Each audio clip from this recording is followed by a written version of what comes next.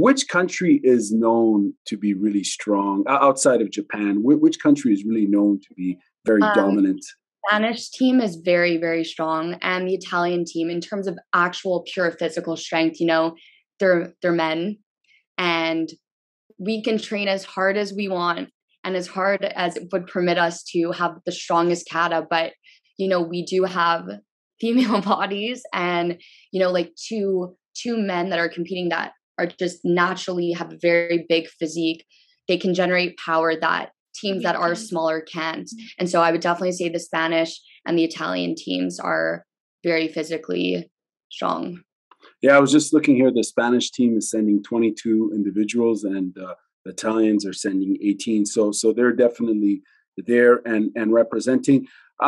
In terms of this is more of a philosophical marketing question, if you guys don't mind, for the general combat sports fan.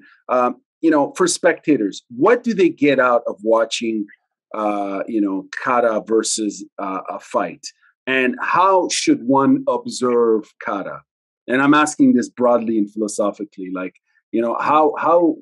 how can we appreciate it if we have no connection to the sport?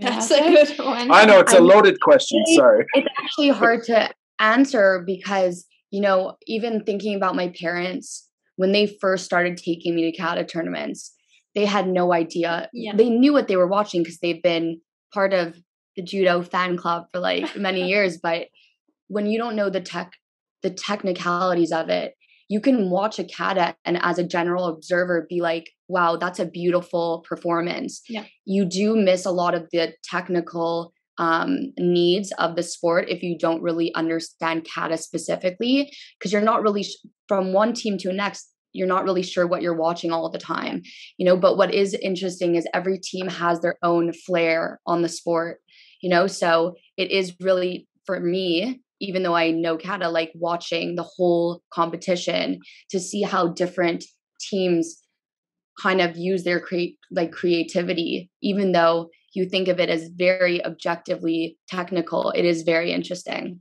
And it's artistic kata. Whatever kata you're doing, it's so artistic. It's beautiful to see. It's like if you're watching someone dancing, because everything is simultaneous. Me and Erin are always at the same time getting up, and always there's a chemistry that you can see when you don't know what's kata. That's good to see, but it's artistic. It's a dance. Yeah, it's incredible, and I almost think that would it be fair to say one would have to have a high judo IQ to really appreciate kata, in terms as a spectator? Would you say one would have to have that?